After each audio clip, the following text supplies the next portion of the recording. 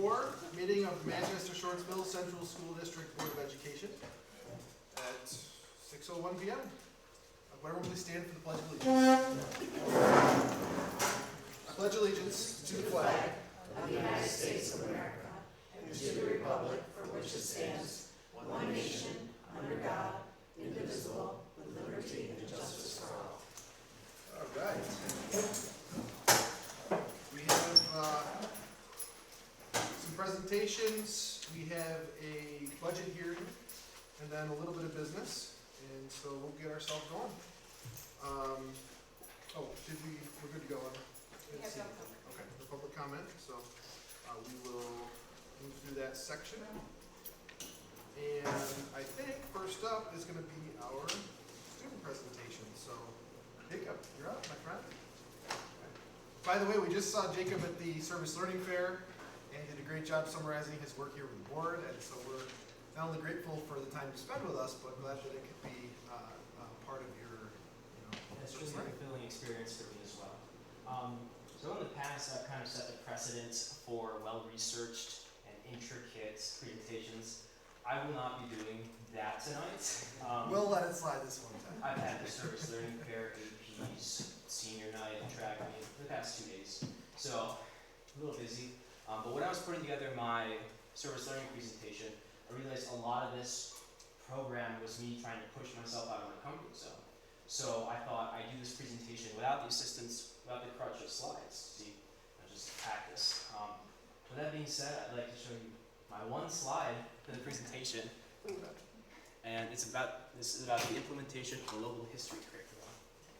Now last Wednesday I met with Mr. George and Mr. Barnard about what I'd be presenting today.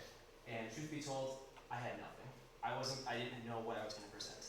Luckily, in the conference room, there was a book by Tim Munn on local history. And we got talking about it, and I realized not a lot of students actually know about Red Jacket history. It's a big issue. It's a thing we've been talking about as we've been discussing rebranding and our mascot.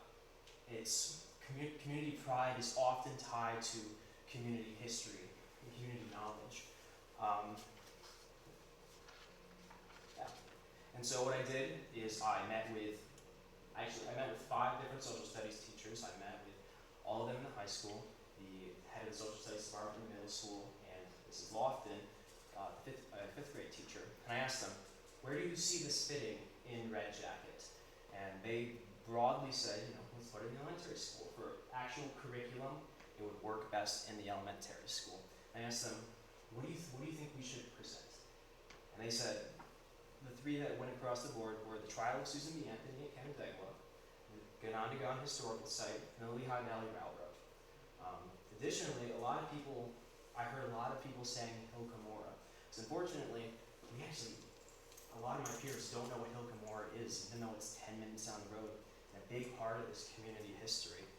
A big thing we do in the elementary school is we do field trips. I remember I went on the Erie Canal field trip in historical Palmyra and Ganondagan, but that's a singular day, and I don't remember a single word said.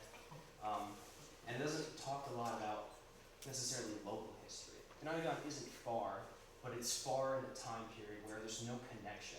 Nothing that was done there has any implications for how we live today. And Palmyra that's not that far, to be honest, but it's also not in Ontario County. We don't interact with them as much. What I've seen is that students can't be proud of what they don't know. It's a very vital thing for community building and community retention.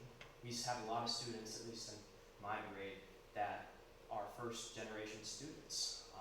Their families came here from other places, and they go to Red Jacket now. And if we want them to stay in the community, it's very important that they know about the community, that they're educated about it.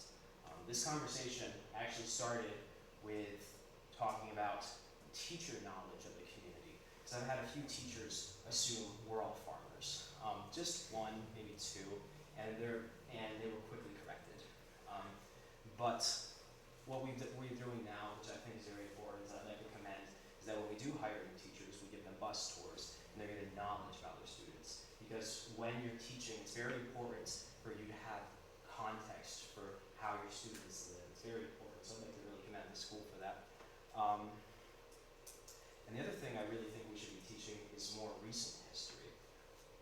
I've been looking at Google Maps and historical photos of Manchester, and there's buildings that were torn down in 2006 that students just don't know about. In the band room, actually, there's a photo of the marching band going under the bridge over there. And I've had people ask me, what's that? Where is that? And I didn't know for the longest time.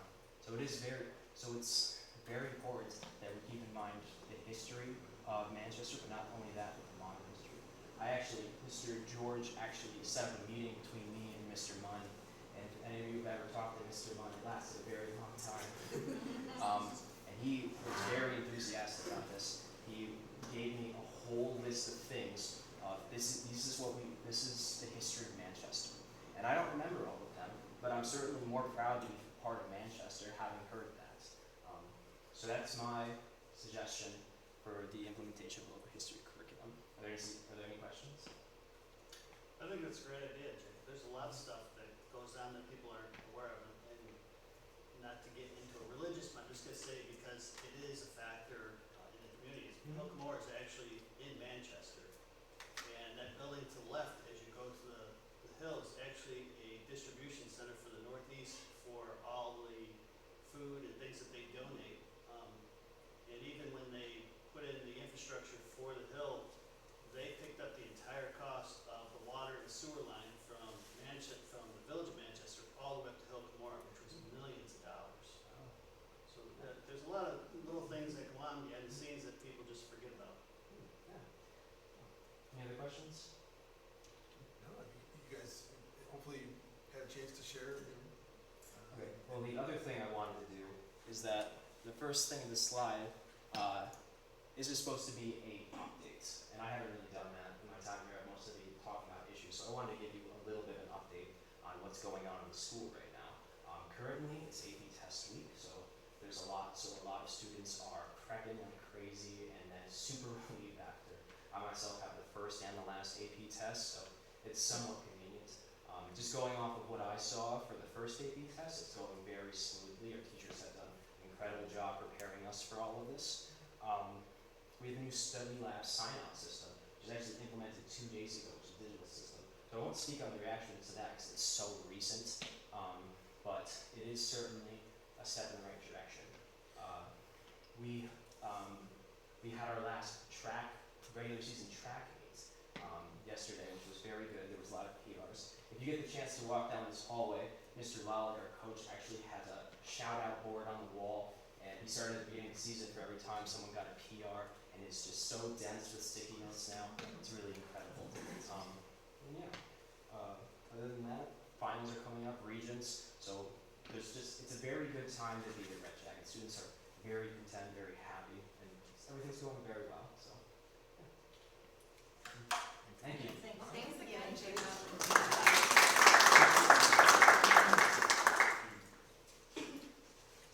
Thanks, Jacob. I think we learn things every time. You've certainly set the bar. Met and exceeded, honestly, what I expect. I mean, just basic updates of how things are going in the school, what's new, recent events, current events, things like that. Certainly expected, and we appreciate that still. But your thoughts on issues, especially when there's some research behind it, is fantastic. So thank you very much. All right, we'll continue with presentations. So I think we've got some information about the Disney trip. We do, if I can figure out how to get to it. All right, who's gonna help? This is where I know I'm old. Yeah.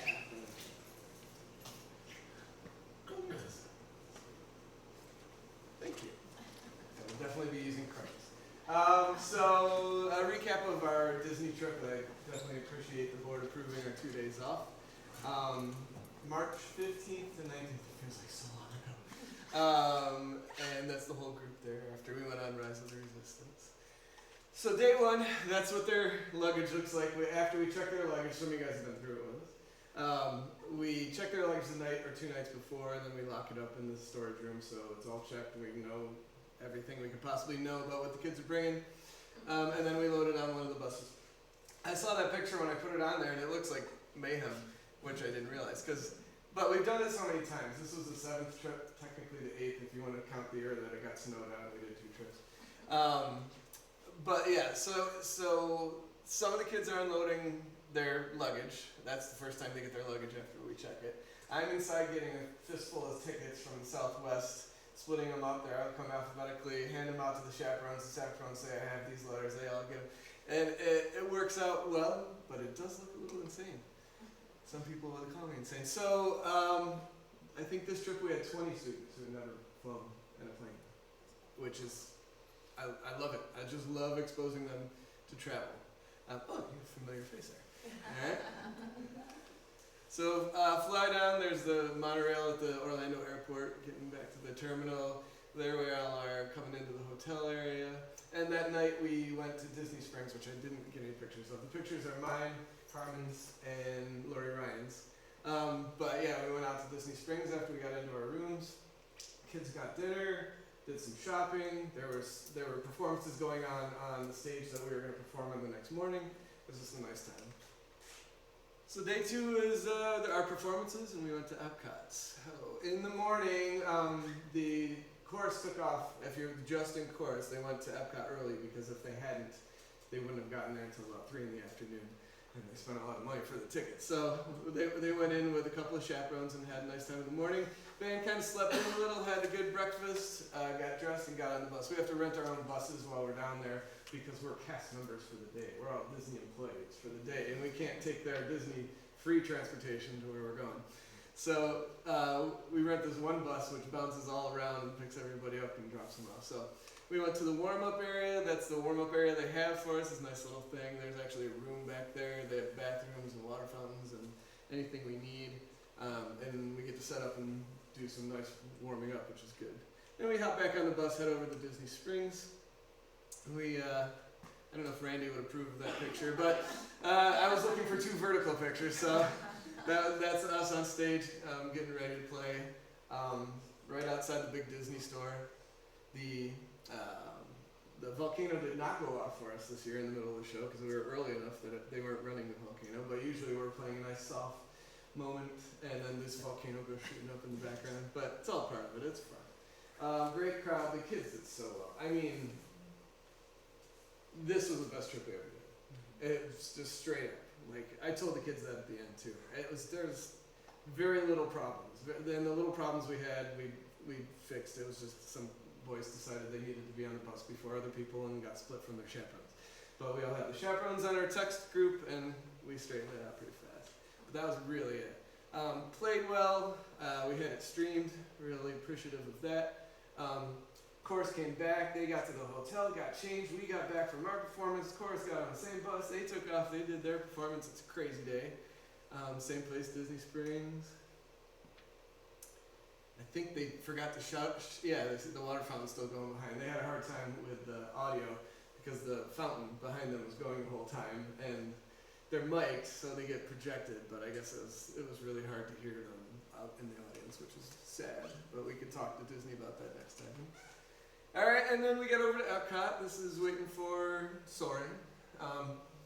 Usually it's nice to not have a ton of people trying to get on the ride at the same time, but we had a great time with these large groups of kids just hanging out. Sometimes I'd butt in and go with them. Sometimes it'd be a smaller group. This is Remy's Ratatouille ride. All right, and then later at the end of the night, we all meet about an hour before their fireworks show. They're spectacular. Kids usually want to sit down and relax by them. We pick a spot, watch the fireworks, watch the show, and then walk ourselves out. That photo almost worked. A little blurry, but that's the whole group on our way out of Epcot at the end of the night. And every night ended with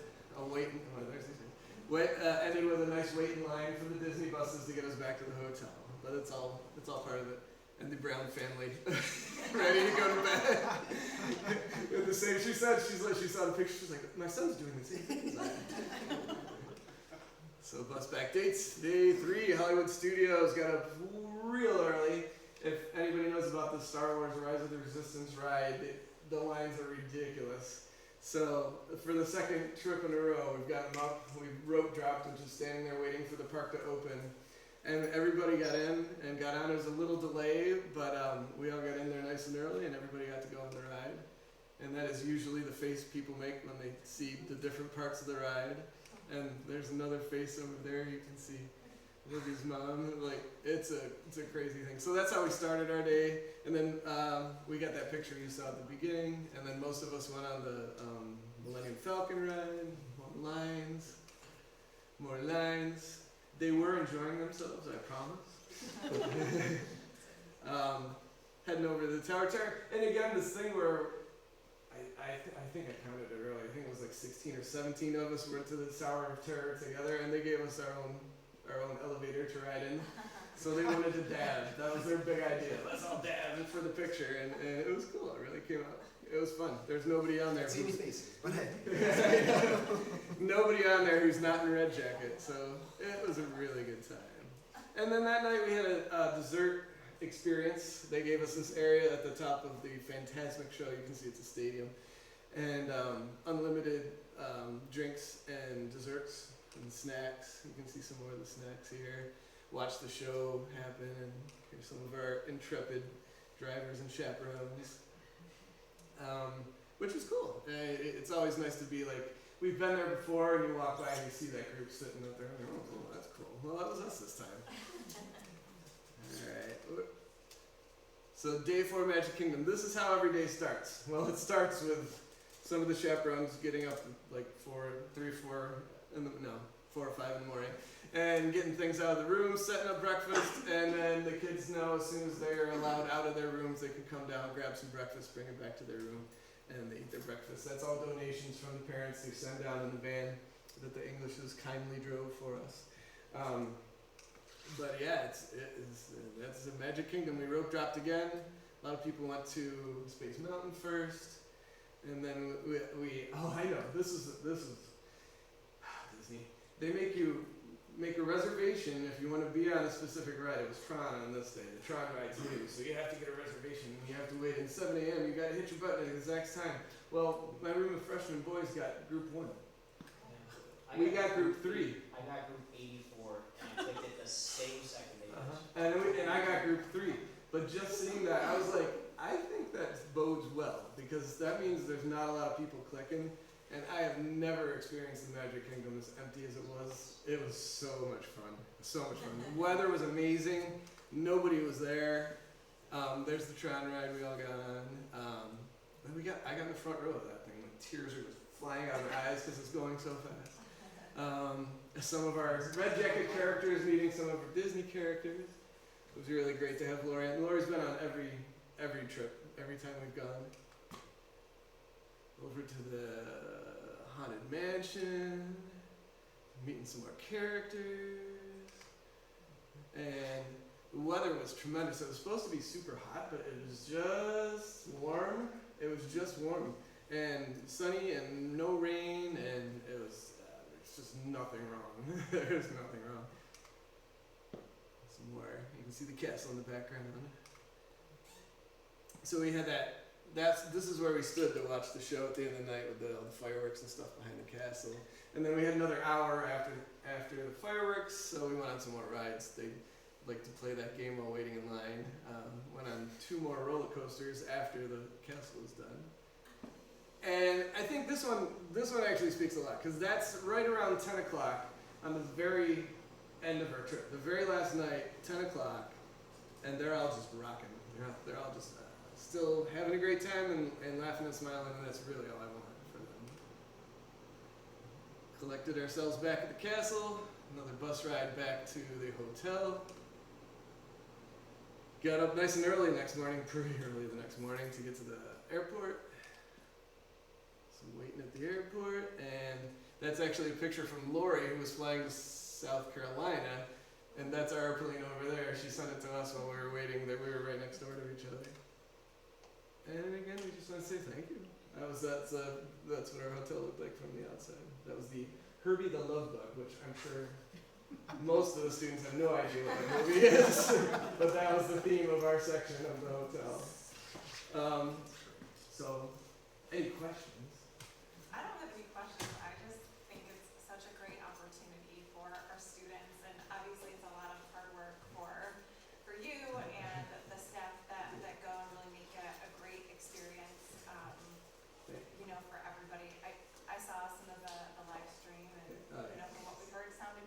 but just thank you for the dedication and time you put into this, because I know it's probably a lot of personal time that you spend, with planning, so. Thank you. Well, they, as any teacher in any subject, you bring your passions to your students, and I love travel. Just love travel. So yeah. So yeah, it's maybe I average 4.5 hours of sleep a night. Maybe. But it's worth it. You're just running on adrenaline. So at least I am, because I know if I mess something up, I mess it up for everybody. So, I'll be back in the fall to present our 2026 trip. All right, thank you. Thank you so Great much. experience.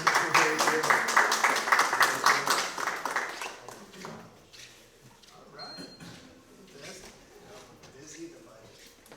Okay, so at this All right, point, Tim. we're gonna move to our budget I hearing. wasn't in Disney a week later. Luckily, they weren't at the airport for 24 hours like me. Oh, no. Oh. The budget hearing is kind of a unique thing we do each year, where we depart a little bit. Typically, if we're gonna have folks that are here to, observe the meeting, which we love and we welcome, it's more of a kind of a one-way thing. But with the budget hearing, the whole intent of that is to make sure that if there are questions about the budget, that we're here to answer them, in fact. So we'll offer and encourage anyone who has questions. Once Tim has a chance to share a quick summary, we'll open the floor for that as part of this particular portion of the meeting as the budget hearing. So I'll kick it over to Tim. We're getting near the home stretch. As I get to the dates, you'll see there's not many left. Although as I'm sitting there, feels like we're in the home stretch, but Chris and I have 9 presentations in the next 10 days. So we are really in the home stretch. Well, Tim, I want to say I think we all appreciate you guys doing that. The more we can engage folks in this process to understand not just what the budget is, but why. That's a huge service to the community. So, as you mentioned that, I guess I'll say thank you for. Most of them left are interior presentations, but we do have still the one with the lions, the lady lions. So. I know you've made the rounds already, and I'm sure there's more of that. So Yep. appreciate it. We have May 14th as the deadline for mailing the budget notices. They were mailed today though, and Chris C. said they will be in mailboxes tomorrow. So that's it. Our budget notice is part of the budget newsletter. And then 2 weeks from yesterday, we'll be right here, 8 a.m. to 8 p.m. and have that vote. The tax cap, 4.27% was our tax cap, how much we could go out at. The 24-25 budget in a nutshell, with a 2.9% budget increase. We did our best, very best, to be fiscally responsible and keep the budget increase at a reasonable amount, so that we could only, so we could keep the tax levy increase as low as possible. The revenues, all of the same as the last couple months. With a balanced budget, but that balanced budget is asking for that 2.38% tax increase. The tax rate change, as we touched on a lot last month, well, I say last month, it was 2 weeks ago, given they're so close together, we anticipate the tax rate will go down from 9.79 to 17.83, and some municipalities we are predicting may go up 3%, and some may go up little to none, or might even go down such. And that was, as we touched on last 2 weeks ago, 4 out of the 5 municipalities had reassessments this year, with Farmington having it last year and next year. And it all came down to the amount of how much the reassessment was for each one of those municipalities. Those changes are based on a $150,000 house. That also includes Basic Star. With Star being phased out in 2015, and now it's a tax rebate. There are less houses that have Star, because anytime somebody bought a new house since 2015, they no longer get Star. They get a payment in September, October every year, which is equivalent to what their Star savings would be. The 3-part budget, if we have to break it down. Program, which is the largest part of our budget, it's still just under 71%, up from 70.58 last year. The capital portion with just over a 1% decrease, mostly because our debt service payments went down now that we're going from a short-term borrowing on the capital project we just completed to a long-term borrowing.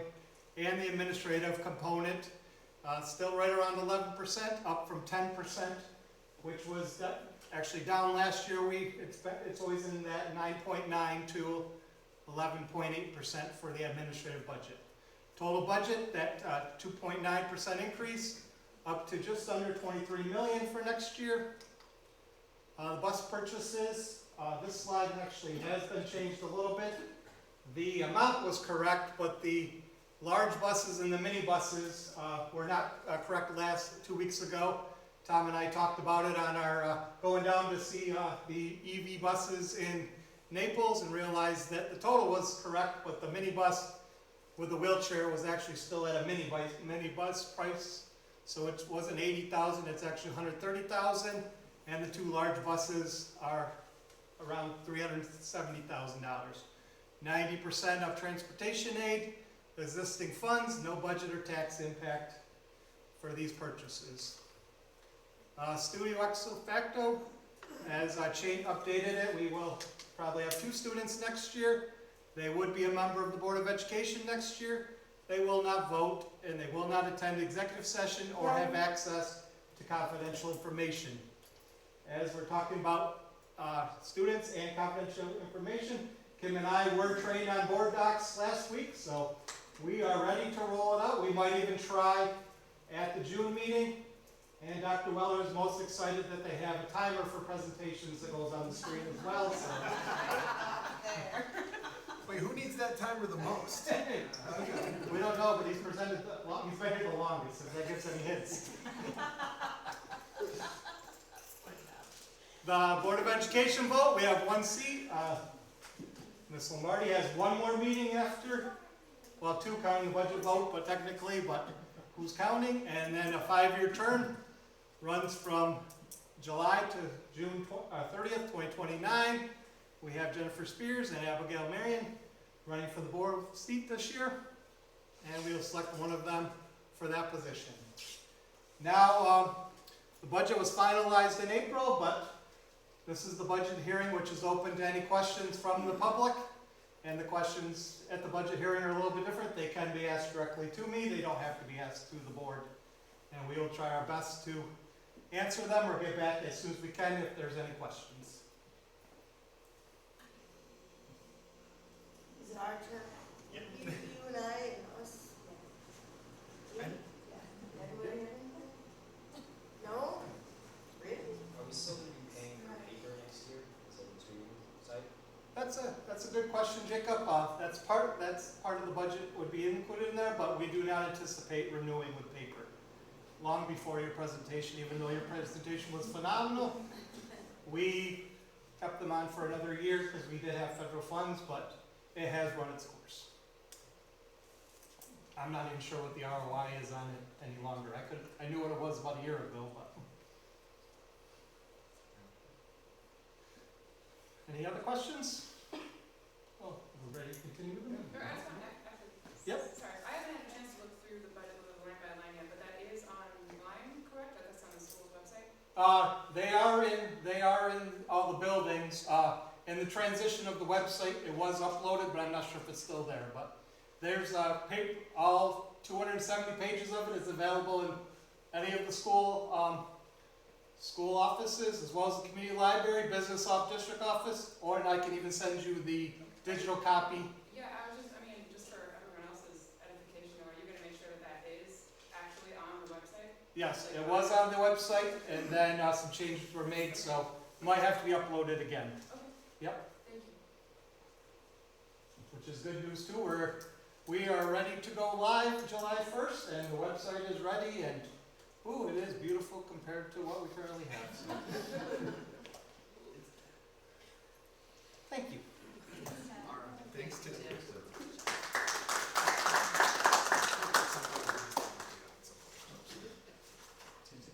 And previous longer presentations are all on YouTube too, if you need to see them as well.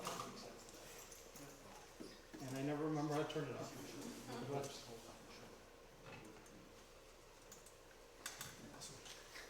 We're going to get an update on the website. Oh, they shut it down for now, is that?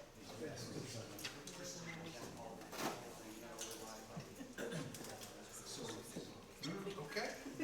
Well, let's keep this show on the road here. Appendix A is our minutes from the April 24th, 2024 regular meeting. I'll go ahead and read the resolution here. The board hereby approves the minutes of the April 24th, 2024 Board of Education regular meeting as presented. Motion Lisa, and a second from Chelsea. Thank you very much. Is there any questions about the minutes? Okay, all in favor? Aye. Any opposed? None? All right, motion carries. Thank you very much. And let's see here. That brings us to personnel, which we've got some special stuff happening tonight. So before we're gonna do as usual, if it's okay with everyone, with our consent agenda. But before we do that, I wanted to point out that we have Terry February with us, and Terry's part of this particular personnel report because excited to say that after a very thorough and involved selection process, and actually Terry having been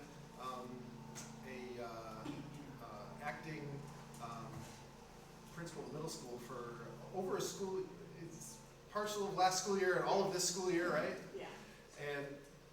And so through that process, Terry's been selected as our new middle school principal. So we'll be approving that, and as soon as we're done, I want to make sure we congratulate her on the new role. So. And if I can, I just want to say thank you. I'm very grateful for this opportunity, and I'm just really looking forward to it. Absolutely. We'll go ahead and vote and make it final. And then if there's anything you'd like to say, I would be happy to open the floor. Not that I have any concerns, but let's do the thing. Yes, very good. Okay, so,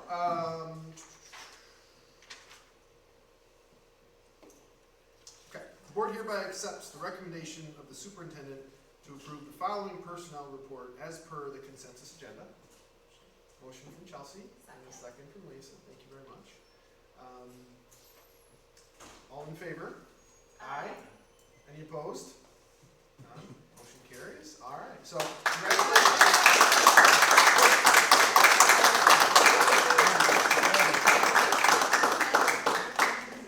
And Terry, we're thrilled to welcome you, although we don't mean to welcome you in the traditional sense because you're already an integral part of the community. So, oh, there we go.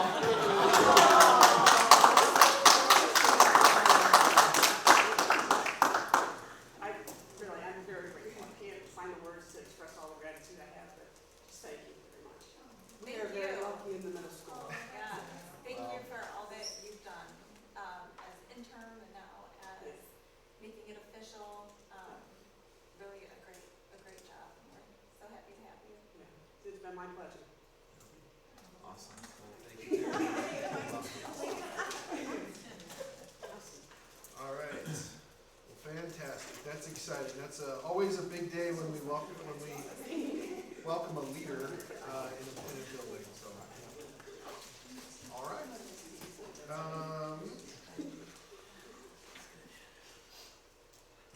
CSE and CPSE. Okay, so here we go. I'll read. The board hereby accepts the recommendation of the superintendent to approve the CSE and CPSE recommendations. Motion Lisa. Second from Chelsea. Thank you guys. Carrying the team today. Okay, any questions on CSE and CPSE? Don't see Karen, but maybe we could. No, it's okay. Did you guys have anything? You can always get a question from her. Okay, it was relatively slim because we had a huge round of assessments prior. So, okay, cool. Well, with that said, all in favor? Aye. Any opposed? None. Motion carries. All right. Thank you all very much. Okay, reports and correspondence. Really quickly here, you've got in Appendix D our claims auditor report. Any questions on that? least interesting part of this whole section, but just thought I'd ask, part of the process here. Okay, so with that, I'm gonna turn it over to Superintendent Bernard to give his report, and then for those of you that are on committees that maybe could offer us a brief summary, it does not have to be elaborate or, carefully prepared, but we'd love to hear what you've learned in your travels, so be prepared for that if you don't mind. We'll certainly appreciate it. So, Superintendent Bernard. Thank you. So, per kind of going with the theme of tonight, I did want to celebrate a couple of things, and one of them I did want to celebrate for just from a personal standpoint that I've shared with the board, that I wanted to share with everybody else tonight, and then also from what this week is and capturing the appreciation that I know we've tried to offer all of our staff throughout this Appreciation Week. So, as of May to this month, marks really my first anniversary as the district superintendent. I didn't officially start until July 1, but I had the privilege and opportunity to be able to come in May and June and really start that work. So it's unofficially been a year, and I just have to reiterate the honor and privilege that I've had, and thank the board for this opportunity to lead our school and community through a year filled with growth, collaboration, and achievement. I want to express my deepest gratitude for this opportunity to serve in the capacity, but even more so, the warm welcome that has been extended to myself and my family.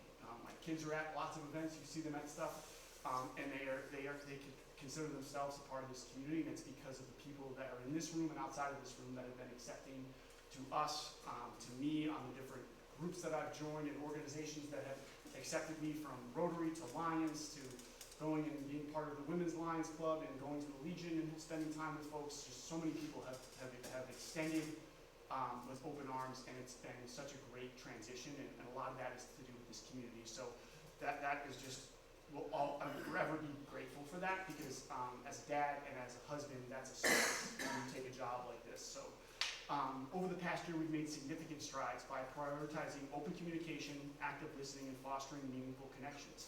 By coming together as a collective force, community, and school, we've achieved notable success and overcome challenges this year with resilience and determination. I'm particularly proud of the emphasis that we've placed as a board, as a district, and as a community on knowing the importance of strong relationships. Recognize that they form the foundation of all that we do and all endeavors that we will take on.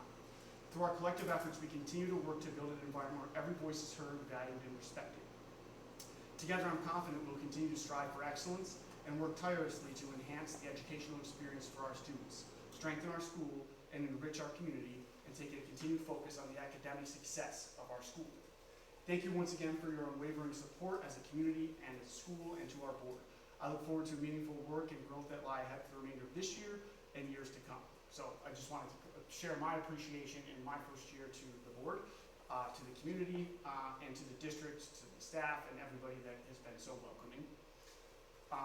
And with that, thank you. And with that, talking about celebrations and appreciation, as many of us are aware through various communications, this week celebrates National Teacher Appreciation Week, and really just it is about celebrating school staff, right?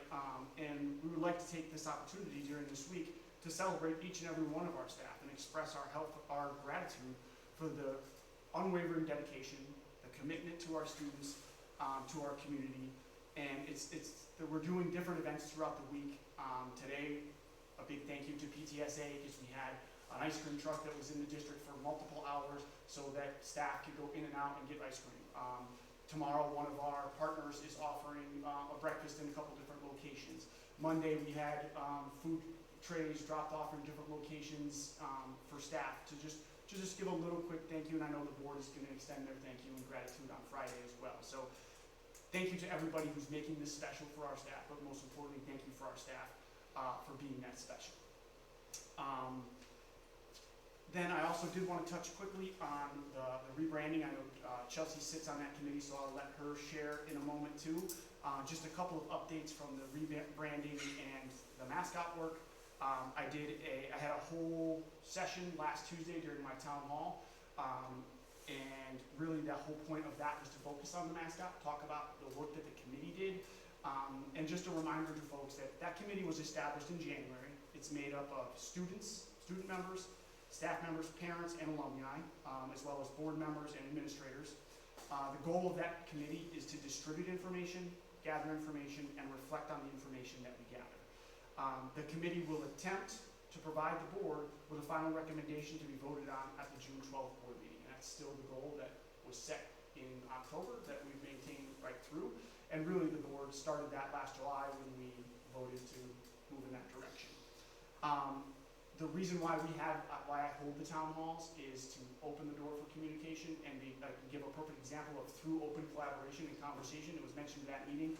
Hey, do we want to make sure there's a better way to have paper access for certain members of our community? So to do that, we extended the deadline of the surveys, and we're going to offer it on the 21st during the budget vote. There will be paper surveys, the half paper surveys that you can get and we can mail to you that people will be able to do and drop in the box and the slot. And if the question arises, well, what happens if someone does the online one and the paper one? We do have a cross-reference system that they will go through to make sure that that does not happen. But we do want to make sure there's access to some of those community members who may show up for the vote that may have not seen that prior or may have not had digital access. So that came from that meeting, and that's why I hold those meetings. It's a great opportunity for me to understand what people in our community may sense that I don't know and that our district doesn't know, and we adjusted based on that meeting. So thank you to the folks that attended that meeting and shared that feedback. Last piece, I hate to spend more time with celebrations, but these are kind of being ahead of the celebration. May is a great month. Every month is great in every school, but May just is such an exciting time. So I wanted to highlight for everybody so that they could plan, get their calendars out, and start to think about where you can have the opportunity to join our school and community in celebrating these events that are coming up. So starting right with tomorrow, there's a tremendous opportunity to see our elementary school talent show at 1:30. I'm super excited to go see this. Mr. McCarthy and I have talked about it. He's been pumping me up about this, so I'm very excited to go tomorrow, 1:30 in the auditorium. And then next week we jump into our Spring Arts Festival. So that's on the 16th is the opening night of the Arts Festival. And then there's also another night for just viewing of the events on the 17th. The 18th is another awesome event Mr. George and I have been talking about. Our annual RJ Scholarship Walkathon is 9:30 in the morning at the high school, and that's when registration. The walk is set to kick off at 10. Then we'll come back to the district at 11 for refreshments and live music. You see the poster behind the board captures it all. And then the 21st, exciting day. Obviously, we have our budget vote, 8 a.m. to 8 p.m. And then we have that night at the same time our middle school awards ceremony at 6 p.m. The 23rd, we have Special Olympics, which is being hosted by Marcus Whitman. That is during the school day. We have many students who will be attending. And then high school awards ceremony is that night at 6 p.m. I'm almost there. I promise there's 4 more. The 24th, reminder, not utilizing all of our emergency closure days. We only utilized 1. We have 2 left. One of those will be provided to extend the Memorial Day holiday. So on May 24th, there is no school for students and staff. That extends to the 27th, which was the Memorial Day holiday. And then the 29th, that last week in May, we have our music concerts. The 29th, we have the spring vocal concert, 6:12, and the 30th, we have the spring band concert, 6:12. So as you can see and hear, incredibly busy, fun, exciting time in our district. So, thank you. Awesome. Thank you very much. So, all right, at this point, do we have, as far as committee updates, do we have a specific plan? I know we've got rebranding, we've got capital project, and those are the 2 main ones? Okay, great. So, I mean, I'll offer you guys, it doesn't have to be one person, but feel free. The goal is to just share it within this group, and unfortunately, we're missing a couple members tonight, unusually, but.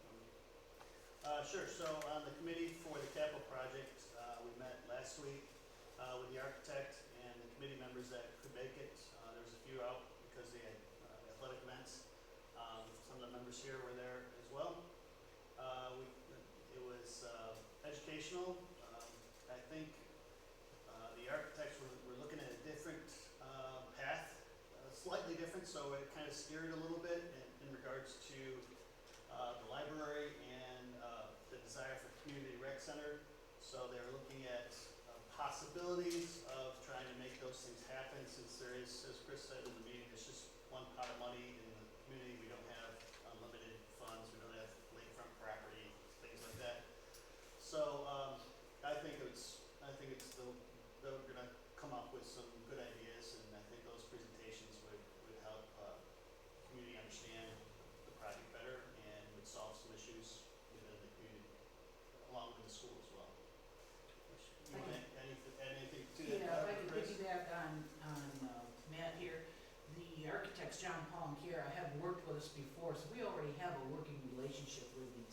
with these architects, which is very, I think is good. That's a very plus in this whole start of this capital project. I want to talk just a little bit about the building condition survey. I really had a chance to look at that. That's 244 pages long.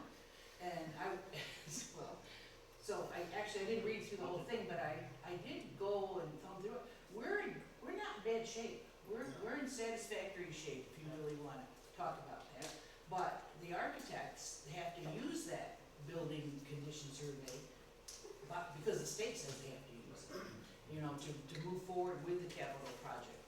The other thing I was talking about, or he's talking about, was the community thing. Lots of conversation regarding that, the district spaces in the fields, okay, according to the notes on the meeting. Do we want to create a better community resource? So I guess that's where, and the timeline may change because of that, and Tim could probably speak, more to that one. And the issues that we'll face if we go in that direction, the fiscal issues, the financial issues, the impact on our tax base, there might be one, and a timeline. The biggest one would be a timeline, probably be a timeline change. So that's all but it's a good committee. Chris had put out to all the committees, like a 2 or 3 question survey. How many questions were on it? I can't remember. But, so you got a good feel, a good pulse of what the community, or what the committee was like. So I think we're gonna work collaboratively, and I think everything you'll be satisfied. And once we move forward and get community input and like that, There's definitely an emphasis on not to be redundant. I mean, to take advantage of things we already have here and just provide access to the things we have instead of building something new or buying something more. And personally, I've worked with SCI for 25 years, probably on 40 projects. So, I mean, they're top of the line, in my opinion, in the state. They're very good for it. So my question, I think Barb kind of answered it, was you feel like you had a good cross-section of folks within that committee and they were engaged during the it's meetings? very diverse, so that's good. Diversity in the committee is very good. Awesome. Well, that's an awesome update. Thank And you I very was much. going to Marcus Whitman on Monday night. So we're going to Whitman for a site visit to look at their facilities on Monday night. And then we're going to, because SEI did that work too. And that's part of some of the things that they had that Whitman does. There's some of the things that we've talked about could they be potential things that could be emulated, or how would that look here? And then I think we're also going to look at another school on the other side of the field. It's going to be SOTUS, or one of those districts that did some work too. So it's an important part, in my experience, of when you're capital project groups is seeing what it looks like in action from other school districts who are similar to Red Jacket. Yeah, gotta do the research to see what's possible out there, get some ideas. Awesome. Well, thank you very much for the update. So I guess we'll turn to the rebranding committee. Chelsea. I don't have a whole lot more to add than what Chris had already said. I will say I do appreciate the committee and how it's run and how all of the survey responses are compiled and squished down. So we have, I guess all of the options right now are data driven. I appreciate the thoughtful discussion that occurs within the committee, all of the different points of view, how the discussion is very respectful and very productive in, I don't want to say it's a short period of time because it goes by so fast because there's so much, I guess, great discussion. So a lot of work, effort, and thought has gone into the options that are in the survey currently, and it is very important for people to vote. We are all, so we have something, I guess. Well, Chelsea, something that sprung to mind for me, and we'll open up to the group for some discussion too, but as Chris was talking, but I figured I'd hold it, when I think it was when the survey date was extended, there was a really nice write-up provided about some of the thinking of the committee and why some choices were grouped or excluded or things like that. And to me, I was very grateful to hear a little more detail of the committee's thinking. And didn't surprise me that it was thoughtful. It just was hard to know if you weren't deep in those discussions. So I I think that, I haven't asked around too much, but I hope that others felt the same, that it provided some really great context for how we got to where we are. We all know there was a lot of folks involved in providing input, but how that was distilled, I thought was really neat to hear a little more about that. It's pretty fascinating. And there's just to remind folks too, there's a section on our website that highlights that, and then also has that language, has all of my town hall presentations, has the town hall presentation that I did last week that highlights, kind of, and walks through that process too, so it shows what you're talking about too. So if folks don't have access or remember or saw what Jamie's talking about, you can go right to the website under rebranding, click on the town hall presentations, and they're all right there from October until last week. And, you know, let's face it, this is not easy work, right? It's a big change, and so it takes hard work and a little bit of guts and steadfastness to kind of capture it all and do the best we can for our community in this process. So I for one think we're doing that. Any other questions for Chelsea? No, I was gonna say the same thing about, I did see questions about how did we get here, can we do that, and of course, like, I knew from being, in my seat, but I was happy to see that put out, and, Chris, somebody did redirect people to the website, and it is a lot of work, and again, it's a lot of time and commitment for those who are willing to be participants in the committee, and change is not easy, but it's a change that's necessary, and I think the group is, it's a diverse group, it's students, it's community members, it's parents, people who've been here a long time, so, I'm really proud of all the committees and work that's being done. All right, very good. Well, thanks to everyone who shared. I think this. Do you guys feel this is a good format?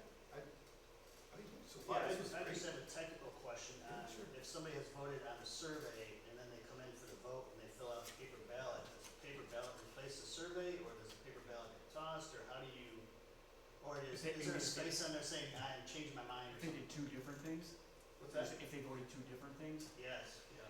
yeah, Chris and I were talking about that today, so we could timestamp it, or we could just reach out to them. Because if that happens, you could timestamp it of like, okay, this happened first, so you can go with that, or we could just have individual conversations with folks to say, hey, Matt, tell me why you did this and it was two different things. Well, as far as like the committee approach and the opportunity to provide the updates for the meeting, I guess more specifically, I hope you guys find it valuable. My plan is that we'll continue that, and please let me know if you have any feedback on how we handle that part of the meeting. So, all right. That takes care of our section of reports and correspondence. We are almost to the tail end here, so financial reports, Appendix E. We've got, let's see, the financial report. I'm dealing with this paper. So you got financial report in Appendix E. You got the treasurer's report in Appendix F, and yeah, we'll take those two if there's any questions. I've got a question on, I got a question for Tim on the electric, A5530-400-00-2500. We had budgeted 16, but we added 20 to it. Is electric gone up that dramatically? I've had this discussion, we're looking into it. Part of it is there's a wire that runs from the press box to the bus garage that RG&E did not realize was not reading. So we were getting free electric for many years to the bus garage, not free, but from that line. And part of it is we think we're looking into it because we think some of the building might have got charged to the bus garage. So we think it's somewhere in the middle. We don't think it's a large, we know that's part of the large increase, but we're trying to figure out why there was even double the, like even a $3,000 or $4,000 increase for a small, when we just put all new lights in over there too. During the summer, was it during summertime or was it September, October? But somewhere before October, we put energy efficient lighting over there too. So we have been looking into that, but those are the reasons why we think right now. Okay, thank you. Good observation, Matt. Well done. Fair enough. All right. Appreciate the explanation. Okay, so I will go ahead and accept those on behalf of the board. And appendix G is fixed asset salvage. I think we got some computers and things. Nothing particularly notable, but if you have questions, we can ask them. I'll go ahead and read our resolution here. The board hereby accepts the recommendation of the superintendent to authorize the following items to be classified as salvage and removed from fixed assets. Motion, Lisa. Can we get a second for that? Chelsea, thank you very much. Okay, so you guys got 6 items. Looks like Chromebooks and a ThinkPad. Historically, these are usually ones that are like the bottom of the barrel, right? They've already been parted out. Yep. Okay, very good. Okay, so if there's no questions, we'll go ahead and vote. All in favor? Aye. Any opposed? None. Motion carries. Thank you very much. And a new scholarship. So, I'll say always excited to have new scholarships. Although when I read through this one, bit of a mixed emotion, but great to be able to honor someone through this. So we've got new scholarship, the William Plastad Memorial Scholarship for $1,000, and hopefully you guys get a chance to read through that. So I'll go ahead and read a resolution. And if you guys want to, if there's any conversation, we can do that. The board hereby accepts the recommendation of the superintendent to approve the formation of the following new scholarship account to benefit high school students, the William Plastad Memorial Scholarship. Motion, Lisa. And second from Matt. I'll take you this time since you offered it. Okay, any conversation, you guys? Questions?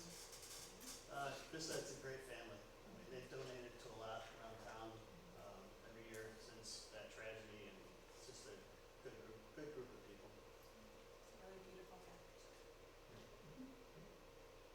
Very good. All right. All in favor? Aye. Any opposed? None. Motion carries. And with that, we conclude our business. So if I get a motion to adjourn. Motion Chelsea and a second from Lisa. And all in favor? Aye. Any opposed? None. Thank you guys very much.